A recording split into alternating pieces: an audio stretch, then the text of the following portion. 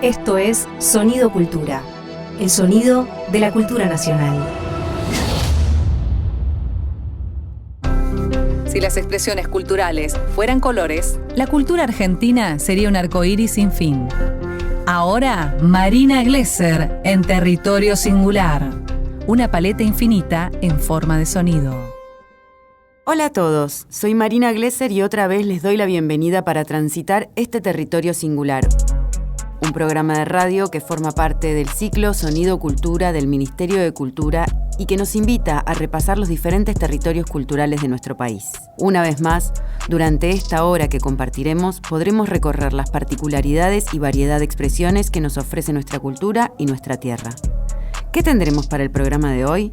Entrevistaremos a Diego Boris, con quien vamos a conversar sobre la recuperación del catálogo del Music Hall, un sello histórico para nuestra música nacional realizado por el INAMU. Y también podremos conversar sobre Carlos Núñez, de la Biblioteca Popular Pocho Leprati, de Rosario, para que nos cuente un poco sobre el enorme trabajo de las más de 1.200 bibliotecas populares que nuclea la CONAVIP realizan junto a sus comunidades. Finalmente, hablaremos con Juan Ignacio Crespo, compilador de cuadernos de Picadero número 40, Teatro, Género y Políticas Queer, que acaba de publicar la editorial InTeatro. Empezamos entonces con nuestro recorrido. Estás escuchando un contenido del Ministerio de Cultura. Ahora sí, damos paso a nuestra primera entrevista del programa. Les contaba al inicio que el Instituto Nacional de la Música, INAMU, recuperó un histórico catálogo discográfico que perteneció al sello Sicamericana. Sicameca era una sociedad anónima que se desempeñaba comercialmente a través de los nombres Music Hall, SASAM o TK. Este catálogo, con más de 2.500 discos nacionales, estuvo paralizado dentro de un proceso judicial de quiebra desde 1993 y a partir de ese año y hasta la acción del INAMU, los discos estaban imposibilitados de ser reeditados, impidiendo también que se generaran recursos económicos para sus intérpretes, pese a que ellos fueron quienes realizaron esas grabaciones. Y ya estamos en comunicación y vamos a conversar de esto con Diego Boris, que además de haber sido hasta hace poco el presidente del instituto, estuvo a cargo de este proyecto de recuperación del catálogo de 2.500 discos nacionales. Hola Diego Boris, Marina Glesser desde Territorio Singular de la Radio del Kirchner te saluda. ¿Cómo estás? ¿Cómo estás, Marina? La verdad que bien, muy enfocado ya en nuevas actividades después de este sueño cumplido que fueron 2 mandatos en el INAMU y ahora apoyando de todo lo que se pueda la nueva gestión y empezando también a volver a hacer música. La verdad que muy conforme. Bueno, ¿cuál es la historia de este catálogo Music Hall? Y es parte de la historia de nuestro país, en realidad, con los vaivenes que se tiene, ¿no? Un sello discográfico que nace a principios de los años 50, ¿no? Con una industria pujante en la Argentina, y que justamente hay una persona que empieza a ver de que hay una posibilidad de armar un sello argentino, ¿no? Y arma un sello con características casi de una multinacional, y Sicamericana, que era la empresa con el nombre de Music Hall como sello, empieza a crecer, empieza a generar grabaciones de tango, a comprar catálogos, a comprar licencias, y de repente se hace uno de los sellos más importantes de la Argentina, y para mediados de los 80 tenía en tango a Piazzolla, a Leopoldo Federico, tenía en folclore a Daniel Toro, a Eduardo Falú, y en el rock todo lo que era León Gieco, Serú Girán, Miguel Mateo Cisás, Arco Iris, Pedro y Pablo, Raúl Porcheto, Rubén Rada, realmente un sello muy importante que cuando se empieza a reconvertir la industria y también producto de que esta empresa familiar, el que la fundó, empieza a tener una edad más grande, etcétera, no logra reconvertirse y quiebra en el año 1994. O sea, quiebra, es una empresa que quiebra. Y acá es donde se produce otro quiebre que tiene que ver con que cuando se administra una quiebra, se administran bienes físicos, pero acá había un patrimonio cultural que queda durante 20 años en una especie de un limbo judicial. O sea, esos 2.000 1.500 discos. Estamos hablando de algunos de los artistas, los acabo de nombrar, un patrimonio cultural increíble, no pudieron ser reeditados legalmente durante 20 años. Y estaban en una especie de limbo judicial, ¿no? O sea, no se editaban, nadie hacía una oferta para comprarlo, y quedó ahí. Y pasaron 20 años. Iba, por ejemplo, León Gieco a tratar de comprar sus primeros 10 discos y le decían no, o vendemos todo o nada. La administración de la quiebra, hacia la justicia. Después iba Santa Olalla, después iba Miguel Mateo, después iban los tres, y bueno, y así pasaron 20 años. Apenas tuvimos nosotros la posibilidad de estar al frente del INAMU, leímos el expediente, los pilones y pilones expedientes, nos dimos cuenta que había mucho mito ahí, no, que se había vendido a México, no, que se había vendido a Paraguay, etcétera, y todo eso estaba resuelto en los expedientes, ¿no? De que eran ventas fraudulentas, que ya estaba en el periodo de sospecha de la quiebra, etcétera. Entonces ahí hicimos una oferta sobre la compra del catálogo desde el INAMU, la estudiaron desde el juzgado, claramente tenía un propósito cultural, y era darle a los artistas principales la posibilidad de administrar sus licencias, pero también que parte de lo recaudado pueda fomentar a nuevos artistas. Se aceptó esta propuesta a finales del 2015 y nos dieron la propiedad de todo el catálogo de Music Hall para el Instituto Nacional de la Música. Así que fue una lucha de mucho tiempo en lo conceptual, pero de 2 o 3 meses en lo particular, de leer expedientes, etcétera, pero sobre todo una causa que puede marcar una bisagra donde un patrimonio cultural no puede ser tratado como un bien solamente económico, ¿no? Porque una cosa es un auto que puede estar, que se devaloriza claramente, 1 año, 2 años, 5 años en un depósito, y otra cosa es un patrimonio cultural que esté en un depósito y que la sociedad no pueda disfrutarlo. Claro, y a eso me remite también la pregunta que quería hacerte. ¿Qué significa su recuperación para la música popular argentina? Imaginemos esto, es como que una parte de la cultura, de la música, no pueda ser puesta a circulación de la sociedad porque está en un litigio judicial. Entonces empiezan a producir vacíos en la transmisión de lo que tiene que ver, la transmisión natural que tienen las diferentes generaciones sobre cómo se va conformando nuestra cultura. Entonces claramente hay un vacío, y justamente la idea es recuperar ese vacío y ponerlo en valor para completar lo que sería el rompecabezas. Por eso cuando se hicieron las ediciones de los 2 discos de Serú Girán, participaron Pedro Aznar en la masterización, David y Charlie en la difusión, con fotos inéditas, lo mismo Raúl Porchetto cuando se editó el disco de Raúl, lo mismo Daniel Toro en su reedición, Olito Nevia con el disco de Los Gatos Salvajes, y así todo también Gustavo Santolaya con los discos de Arcoiris, y Billy Bon con los discos de La Pesada, y Cubero Díaz. Así se fueron editando discos, pero también con el protagonismo de los propios artistas, que sintieron de que eso no era propiedad de algo o de una multinacional que quedaba en un estante y que había sido parte de su vida, sino que realmente la cultura no es una parte que queda olvidada de la vida de las personas, sino está todo el tiempo presente. Y se encontraron además canciones inéditas, ¿no?, en los máster que comenzaron a digitalizar. Y hubo momentos muy emocionantes. Gustavo Gaudi, que es un técnico, ingeniero de audio y realmente muy profesional, pero aparte con un amor tremendo a lo que hace, es histórico. Gustavo se empezaba a encontrar con grabaciones que él había hecho 30 años atrás, 40 años atrás, porque estaba su letra. Sucedieron muchas cosas emocionantes.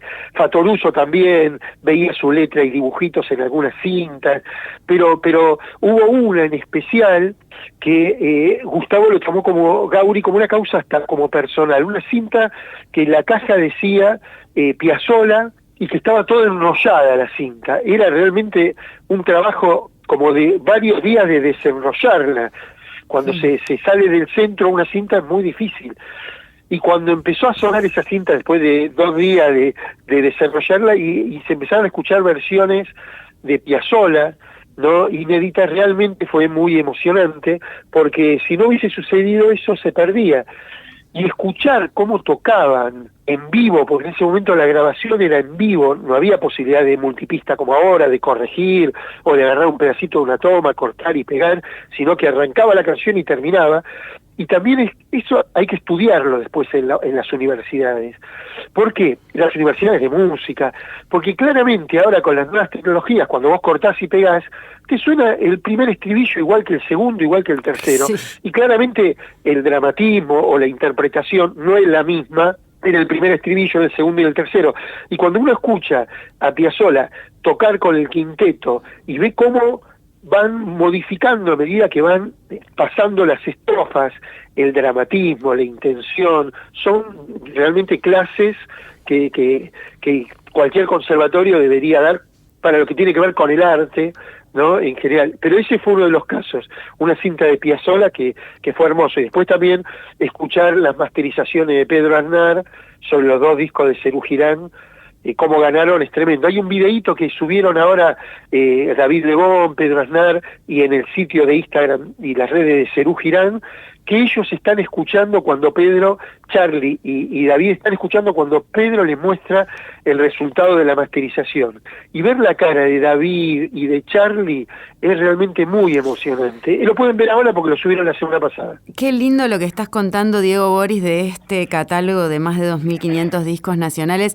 Lo que se empezó a recaudar, digamos, los discos estaban imposibilitados de ser reeditados, también impidiendo que se generen recursos económicos para sus intérpretes, que en definitiva fueron quienes los grabaron. A partir de este proyecto que impulsaste, el instituto entregó las licencias para que puedan ser reeditadas por sus intérpretes o herederos, es decir, que se generaron nuevos ingresos para estos músicos, para nuestros músicos. Tal cual, inclusive en algunos casos, como el que comentaba recién, se hicieron acuerdos muy buenos para los intérpretes. De hecho han salido los discos en vinilo, han salido con las compresiones para las distintas plataformas, y ha sido un muy buen negocio. Eso también es bueno recalcarlo. Digo, porque fue un negocio para la industria musical. O sea, la preventa del disco de Serú Girán, del que salió el año pasado, se agotó en 2 horas. O sea, del vinilo estamos hablando, ¿no?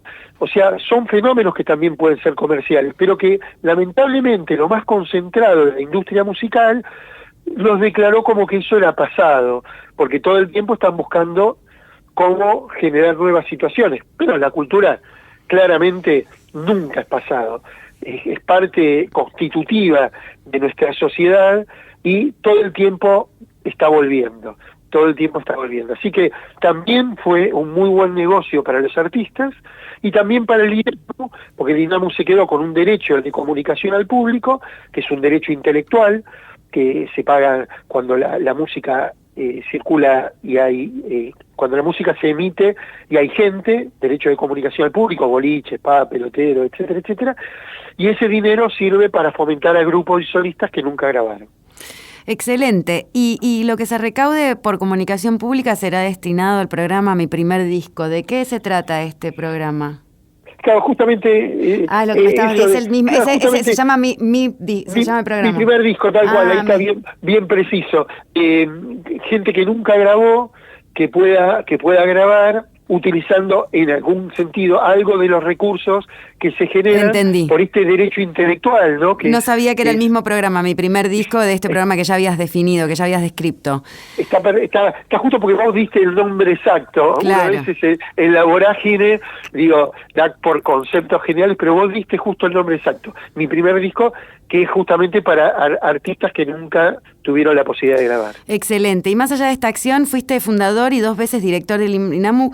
¿Cuál es la evaluación que puedes hacer de la función del Instituto para la Música Popular de nuestro país y de estas 2 gestiones en las que estuviste frente a él ahora que se pone un poco en peligro con el artículo 4 de la 27.432? Viste que es importante, ¿no? Revitalizar o resignificar o revalorizar el INAMU. Tal cual. Todos los institutos mejoraron la realidad de la actividad en la cual fomentan. No hay ninguna duda. No era lo mismo la actividad teatral independiente antes del INT a después, Ni hablar de el cine, una industria que sería imposible desarrollar sin que haya fomento, y también el Instituto de la Música, pero también porque se recauda también desde las producciones, no es que es un gasto, es una inversión que a su vez genera puestos de trabajo, digo ¿no? Porque hay veces que se tiene una mirada como la cultura es como una especie de hobby, etcétera, no, genera muchos puestos de trabajo y es una industria, y mucho más inclusive la industria musical autogestiva, ¿no? Entonces, esta ley que salió, en esas leyes que salen a fin de año, que lamentablemente se votan masivamente porque hay artículos que esconden verdaderos propósitos y eso, va a ser seguramente votada en contra muy próximamente, ya tiene dictamen de comisión, porque sería una aberración realmente que se retroceda tanto en los derechos culturales en un país como el nuestro, que realmente es bastante avanzado, ¿no? Y claramente la actividad artística lo va a defender y no va a dejar de que eso suceda, y está perfecto que la actividad artística reaccione, y hay veces que hay que sacudir un poco las cosas para defender los derechos, porque también es cierto que no mereceríamos los derechos si no estamos dispuestos a defenderlos, ¿no? Clarísimo.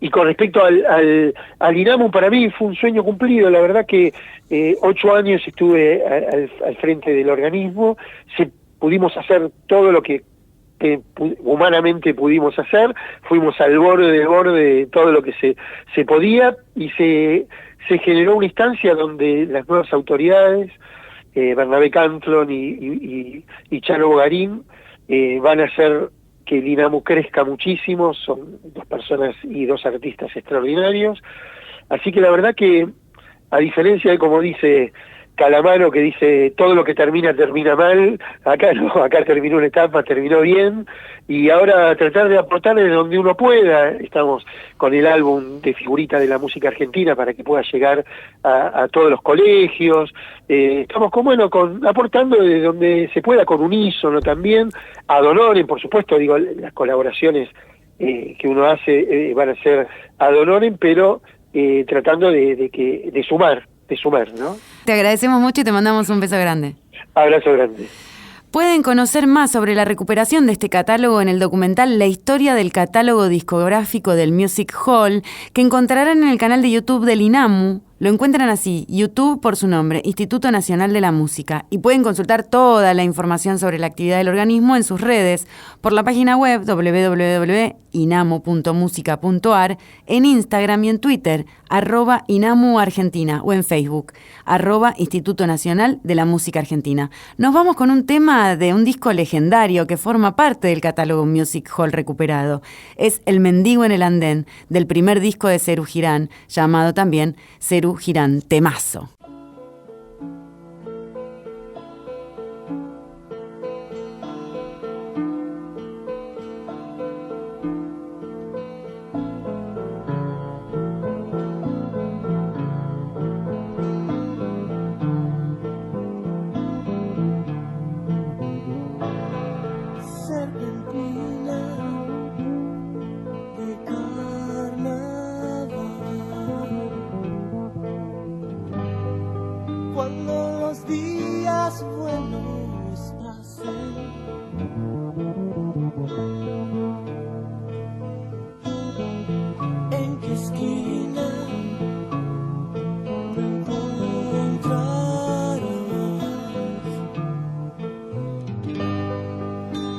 Sabrás que es lo que quiero.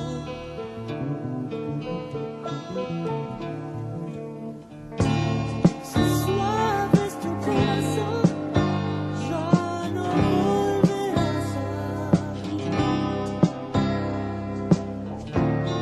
Yo sé que me quieres y está bien.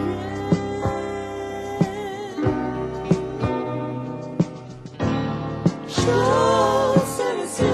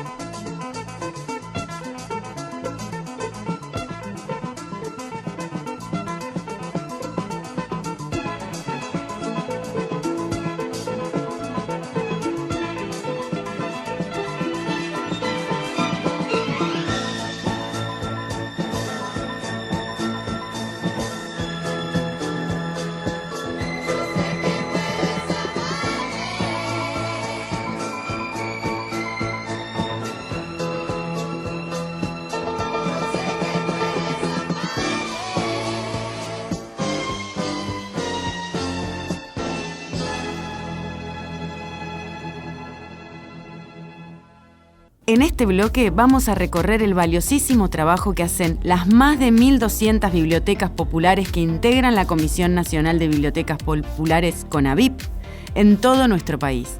Para eso tenemos el gusto de hablar con Carlos Núñez, de la Biblioteca Popular Pocho Leprati en Rosario, Santa Fe. Marina Glesser te habla de Territorio Singular. ¿Cómo estás? Hola Marina, un gusto. La Biblioteca Pocho Leprati nació en el barrio La Tablada, un territorio de márgenes, brechas y desigualdades. ¿Cómo es este territorio y cómo está hoy? Bueno, el barrio Tablada es un barrio probablemente de los más estigmatizados, diría, por los medios hegemónicos.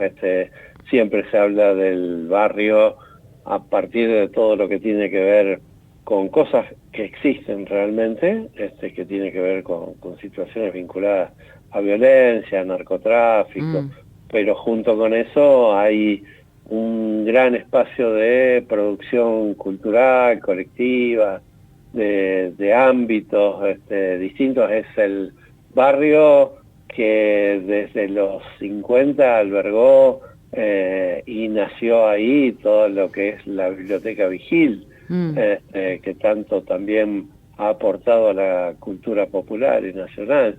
Y es un barrio de trabajadores que desde hace años, lamentablemente, también afronta las cuestiones vinculadas a la ausencia del trabajo, que es el lugar desde donde armaban sus estructuras familiares todos y todas acá, ¿no?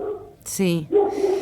¿Y por qué una biblioteca popular en un barrio, como bien decís, un poco postergado? Y porque eso tiene que ver un poco con la concepción que nosotros tratamos de trabajar, rompiendo lo que es el imaginario de la idea de biblioteca, ¿no? El imaginario es, que en una biblioteca hay silencio, hay espacios que están fundamentalmente dedicados a la lectura.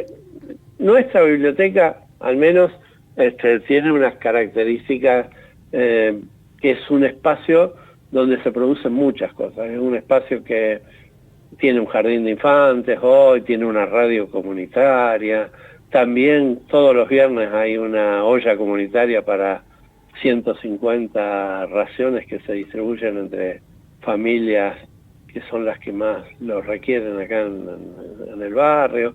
Hay ámbitos que tienen que ver con la capacitación y formación en oficios para jóvenes, y hay todo un trabajo muy fuerte en todo lo que es primera infancia y segunda infancia, que es donde, desde el nacimiento mismo de la biblioteca se puso el acento, ¿no?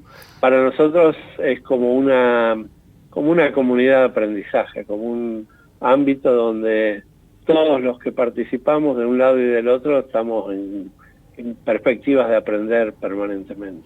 Qué lindo lo que contás. Bueno, un poco es apostar por la cultura para ese barrio, para el desarrollo y el crecimiento, ¿no? Y nosotros nos guiamos mucho, casi te diría, de esa canción de León cuando dice la cultura es la sonrisa, y lo que queremos es, en medio de todo esto, seguir aprendiendo, y para eso nada mejor que la sonrisa, las ganas, el coraje de seguir adelante en situaciones que requieren mayor inclusión, mayor trabajo construyendo identidades, construyendo, así como Freire marcaba, digamos, esto de la cabeza piensa donde los pies pisan. Bueno, nosotros creemos mucho en eso, y es el trabajo al que apostamos desde hace tiempo. Qué lindo. Es muy, muy estimulante escuchar lo que contás sobre la Biblioteca Pocho Leprati en el barrio La Tablada de Rosario. Están en ese barrio desde hace casi 20 años, en el 2002. ¿Qué cambió en relación a la biblioteca con el barrio en estos 20 años? Y lo que cambió es un nivel de compromiso, de pertenencia de grandes sectores de la sociedad, de acá del barrio, que saben que es un ámbito donde recurrir por distintas cosas. Hay veces que nosotros nos decimos, ¿no? Bueno, qué sé yo, ocurren cuestiones de las más diversas. Alguna familia que sufrió un percance terrible, como que se le quemó una casilla, o que tiene necesidades vinculadas con el hambre, o que tiene distintos temas que hacen a veces a situaciones de violencia, y vienen acá porque es como lo que sienten como propio, ¿no? Como su ámbito. Y yo, una de las principales cosas donde digo que se nota esto del paso del tiempo, pero también del compromiso, es que hoy tenemos muchos de los chicos y chicas que venían acá a apoyo escolar cuando tenían 6, 7 años, y hoy ellos son talleristas o quienes cocinan en la olla comunitaria, o quienes están a cargo de algunos ámbitos justamente de apoyo o de distintos ámbitos donde trabajan con niños y niñas como eran ellos en su momento. Entonces me parece que ahí hay algo de una transmisión y de una participación que son realmente importantes, porque tienen que ver con esto, con la pertenencia de un proyecto que va más allá del tiempo. Es lindo, o sea, que fueron incorporando determinadas acciones y se fueron transformando a lo largo de estos 20 años también, ¿no? Algunas que fueron incorporando. Sí, se fue incorporando muchas, porque cuando nosotros empezamos, realmente venía a partir de toda la situación dolorosa de pérdidas del 2001 y de pérdidas en todos los sentidos, de pérdidas humanas y de pérdidas de quienes queríamos mucho, y como en otros casos que la historia argentina nos da, desde el dolor también se construyó una apuesta que tuviese que ver con la vida y con el crecimiento. Están en una ciudad, Rosario, conocida por el desarrollo de sus organizaciones populares y culturales. ¿Cómo es la relación con los otros colectivos artísticos y culturales de la ciudad y con otras bibliotecas populares? Y es muy fuerte por distintas cuestiones. Es permanente por los 20 años, pero además también al ser parte de una radio comunitaria, nosotros tenemos una red hoy conformada por más de 60, 70 organizaciones de la zona sur de Rosario, que a lo mejor como ejemplo, valga esto que estoy por contar, durante todo este año hicimos también un proyecto con el Ministerio de Desarrollo Social de la Nación de formación en comunicación comunitaria, y fueron más de 100 organizaciones culturales, sociales, políticas, etcétera, que vinieron a trabajar junto a nosotros todo lo que tiene que ver con la comunicación comunitaria. Y eso, bueno, se da permanentemente en distintas cosas. Mucho también alrededor de todo lo que es los ámbitos de producción. Ahora mismo, por ejemplo, ahora con todo este terrible conflicto con la ley 27342, venimos haciendo todos los meses, ya sería el tercer mes, que venimos haciendo eventos musicales y culturales con también autores de libros, etcétera, bajo la consigna no a la ley 20. No, al 27.432. Y a su vez por la idea de la soberanía cultural, ¿no? Y en eso trabajamos con todos ámbitos de la cultura de Rosario, con los que formamos parte, y se hizo en una de las plazas del centro de la ciudad una actividad fuerte, y ahora se está planificando otra masiva también con relación a eso. Te agradecemos mucho esta comunicación con Territorio Singular, te mandamos un gran abrazo, lo mejor para toda la gente ahí de la Biblioteca Pocho Leprati del barrio La Tablada en Rosario. Bueno, muchísimas gracias a ustedes, un abrazo y bueno, a seguir. Y a seguir, a meter, dale, avanza, un beso muy, muy grande.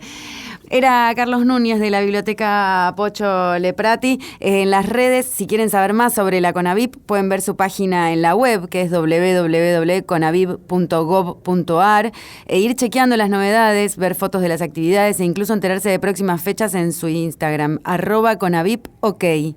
Nos vamos a ir con una canción que nos lleva a Rosario y a la gente de sus barriadas populares cercanas a su río, esta enorme canción por Jorge van der Mole, Oración del Remanso.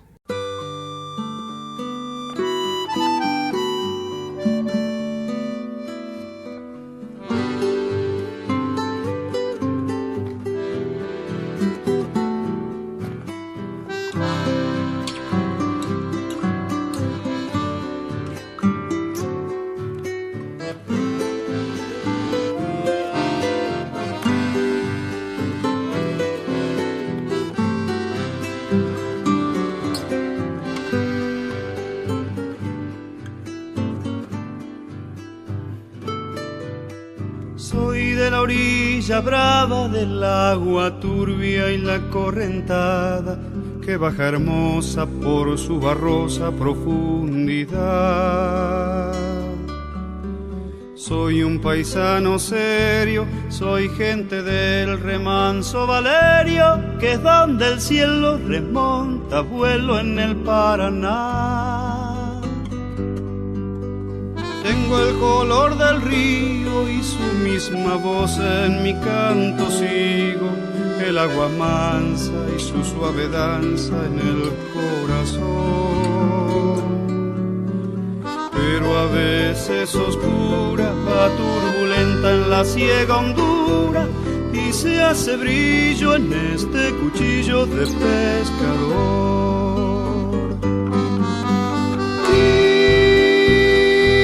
De las redes,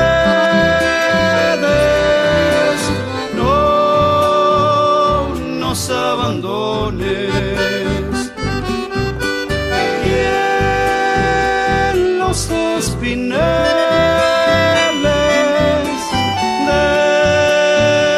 déjanos tus dones. No pienses que nos perdiste, es que la pobreza nos pone tristes, la sangre tensa y uno no piensa más que en morir. Agua del río viejo, llévate pronto este canto lejos, que está aclarando y vamos pescando para vivir.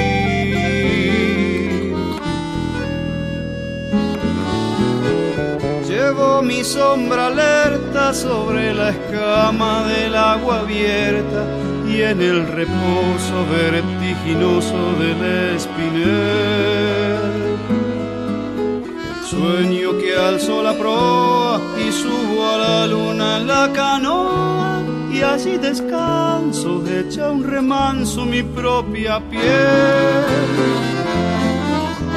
Calma de mis dolores, ay, Cristo de los pescadores, dile a mi amada que está penada esperándome, que ando pensando en ella mientras voy vadeando las estrellas, que el río está bravo y estoy cansado para volver. Cristo de las redes, no nos abandones, y en los espineles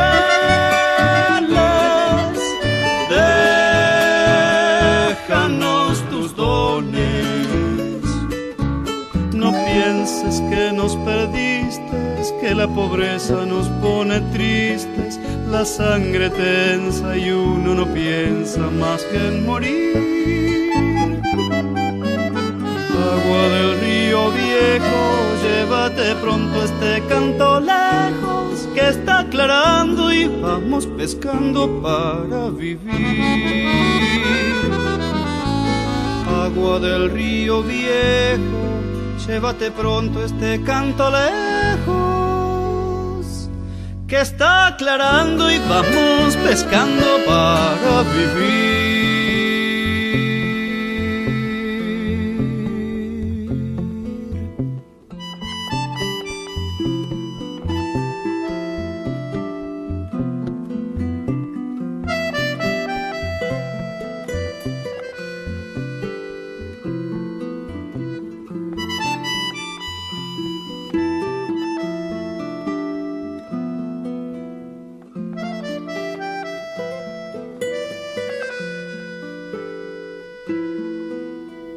Ahora vamos a hablar con Juan Ignacio Crespo, compilador de cuadernos de Picadero número 40, Teatro, Género y Políticas Queer.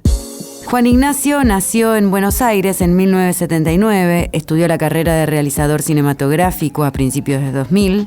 Desde 2007 se desempeña como crítico cultural en la revista Llegás a Buenos Aires y actualmente como su editor responsable. Ha colaborado en otras publicaciones como Brando, Imperio G, Revista Picadero y Un Camino. Se desempeñó como coordinador de la compilación de textos dramáticos 4.000 caracteres que editó el IN Teatro. Como realizador teatral realizó más de 10 obras, destacándose Las persistencias de las últimas cosas, que contó con una versión en portugués estrenada en Sao Paulo en 2017. Actualmente participa de los ciclos en microteatro como dramaturgo y director. En este marco estrenó las obras El Videoclub junto a Ricardo Tamburrano, El Hedonismo y Yo y Herencia Natural. En esta edición de Cuadernos de Picadero número 40 es un testimonio cabal, un cuerpo de textos y de resonancias conceptuales sobre una práctica de fracturas, la práctica queer, y se lanza en el marco de los 20 años de la editorial InTeatro. Hola, Juan Ignacio, Marina Glesser desde Territorio Singular, desde la radio del Kirchner. Te doy la bienvenida. ¿Cómo estás? ¿Cómo andas, Marina? Muy bien. Muy bien. Estaba trabajando un poquito y bueno, me vine acá a hablar con ustedes acá a la terraza porque si no se escucha nada.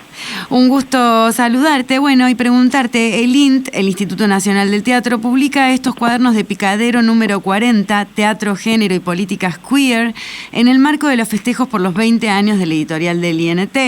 Sí. ¿Por qué crees que esta serie de textos y conceptos sobre la práctica de lo queer forma parte de estas ediciones aniversarios de la editorial? Mira, el cuadernillo salió de entre unas charlas que tuve yo con David Jacob, que trabaja, bueno, en el instituto hace un montón, yo lo conozco desde hace bastante, y un poco él me propuso hacer un cuadernillo y medio de libre, o sea, con tema libre, más bien amplio, y yo le propuse que me parecía que por lo menos yo no encontraba, ya sea en internet o en física, digamos, algún texto o ensayos que nuclearan este tema, que me parece que es un tema que si bien está como en el discurso y en el imaginario de los creadores, no hay, por lo menos yo no encontré, no hay como material teórico o entrevistas que den cuenta de este nuevo marco teórico para poder pensar ciertos fenómenos, entre ellos, y en este caso en particular, lo que sería la práctica escénica, digamos. O sea, sí hay sobre performance y como nuevas artes escénicas, pero no hay, o por lo menos, lo voy a repetir, yo no encontré una compilación de textos más cercanos al ensayo con respecto a este tema. Por eso me parecía que estaba bueno nuclearlos en un libro, en un cuadernillo. Bueno, ¿cómo convive lo queer con estas otras instituciones artísticas, digamos? ¿Cómo convive lo queer con otras instituciones como cuáles, por ejemplo? No, bueno, dentro de la compilación, dentro de lo que es el teatro y el género, con estas políticas, digamos. Mira, justamente lo que yo intenté es, previo a empezar, digamos, las entrevistas, es hacer una investigación y traté de seleccionar las voces que dentro de las que yo conocía lo más disruptivas posibles entre ellas, digamos.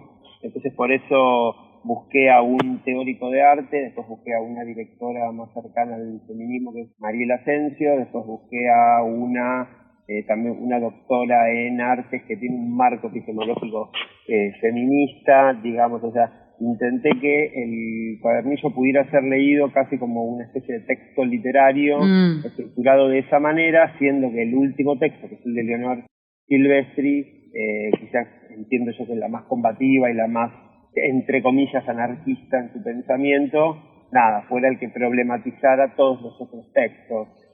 Bueno, por supuesto está el de Silvio Lang, que bueno, es uno de los creadores teóricos creo yo más importante y que tiene un discurso muy queer en el sentido de fugar permanentemente de sí mismo como director y sus propias obras se van modificando cada una a sí misma. Entonces pensaba que creo que con ese coro de voces el cuadernillo podía mostrarle al lector como distintas aristas del mismo tema, porque pensaba que si cada uno fuera lo mismo, o si todos dijeran lo mismo, iría en contra de lo que me parece a mí que es el marco teórico queer, que es, para mí es una forma de existencia, pero también es un marco teórico como para poder pensar ciertos fenómenos, que tiene que ver, por lo menos para mí, con respecto a la heterosexualización de los acontecimientos cotidianos y también teóricos y también escénicos que damos por sentado, digamos. O sea, estaría cercano a lo que es una política post-identitaria, digamos. Wow, súper interesante lo post-identitario. ¿Desde qué lugares se lo interroga en los cuadernos? ¿Desde qué lugar? Sí. ¿Se interrogan, me decís? Sí.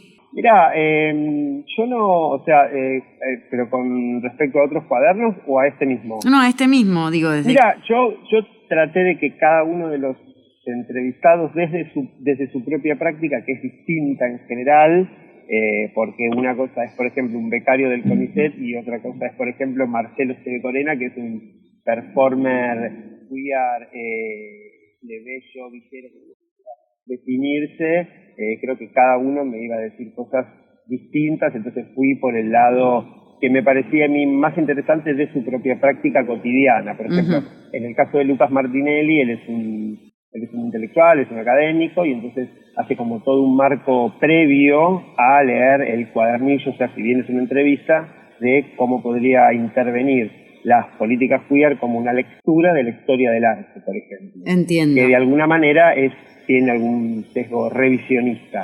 Sí. Y después, por ejemplo, con Mariela Asensio, que es una dramaturga y directora que no solamente trabaja en el teatro, por decir de algún modo independiente, sino también en el teatro oficial, bueno, cómo ella se plantea, por ejemplo, la escritura de las corporalidades femeninas en un espacio teatral como el independiente o el alternativo y en el teatro comercial, por ejemplo. Entonces digo, cada uno me daba a mí, como que me acercaba imaginariamente un cuestionario, digamos, que yo podría hacerle.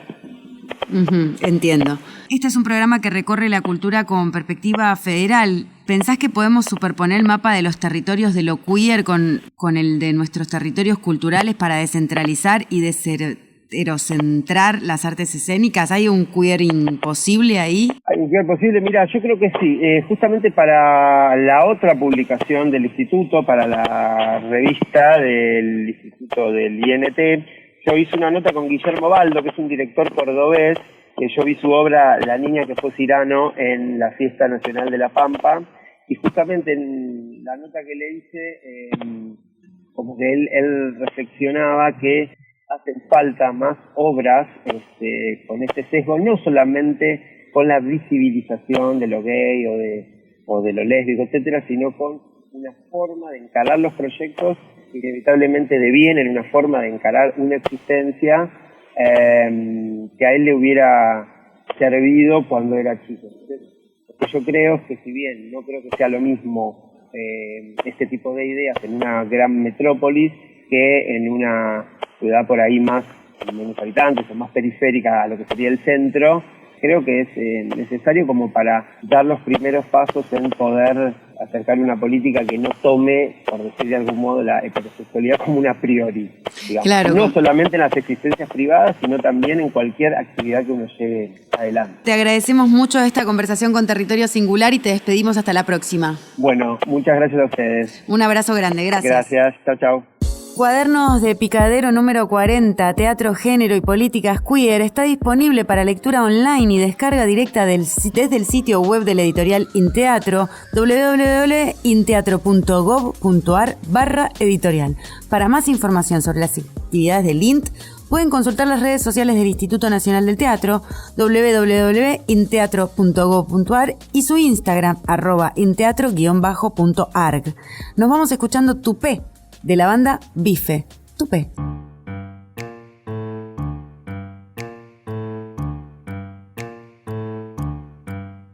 Ella tiene el tope de ser tan linda. Yo ya sé, no me debo enamorar, pero a veces me pinta la locura y me olvido y no lo puedo evitar. Si las dos nos dijimos tantas veces, el amor es un dispositivo de opresión del patriarcado, porque entonces me pongo en este estado. Si el estado es un kiosquito más, compañera de aventuras, no me hables nunca de amor, dame un beso con lengua y en la calle la revolución. Compañera, tu hermosura me agita la inspiración, dame un beso donde quieras y en la cama la revolución.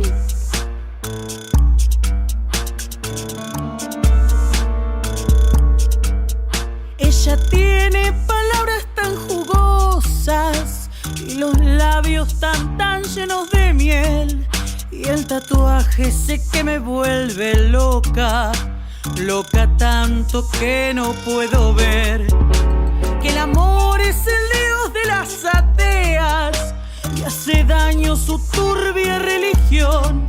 Seamos guachas alegres y aborteras y no esclavas de ningún corazón. Compañera de aventuras, no me hables nunca de amor, dame un beso con lengua y en la calle la revolución. Compañera, tu hermosura me agita la inspiración, dame un beso donde quieras y en la cama la revolución.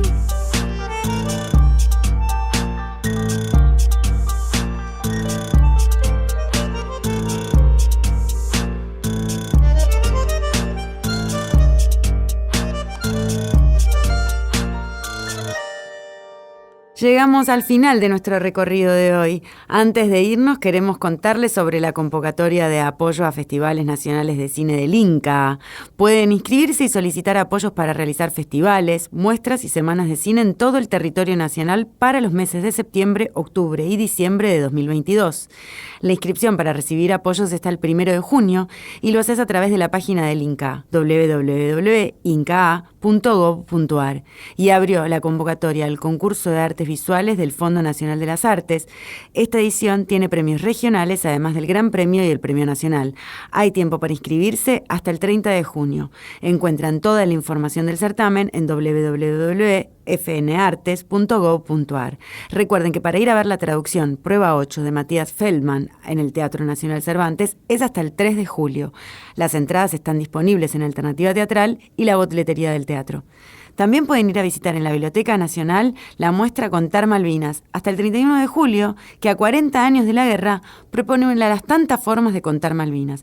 Y la muestra Lea usted estos libros, cultura impresa desde 1900 a 1930, hasta el 19 de agosto, que recorre las vicisitudes que se dieron en los últimos años del siglo XIX y las primeras décadas del siglo XX, con la aparición de nuevos diarios, revistas y editoriales de distinto tipo, en la Biblioteca Nacional de lunes a viernes de 9 a 21 horas. En la producción de este programa estuvieron los grandísimos Karina Arellano, Flavio Casas, Lucía De Genaro, Martina Negri y Florencia Saba. En la operación, Diego Smolovich. Soy Marina Glesser y muchas gracias a todos y todas por acompañarnos una vez más en Territorio Singular, este programa en el que recorremos juntos diferentes lenguajes, expresiones y territorio de nuestro país. Hasta la próxima. Fue una producción del Ministerio de Cultura.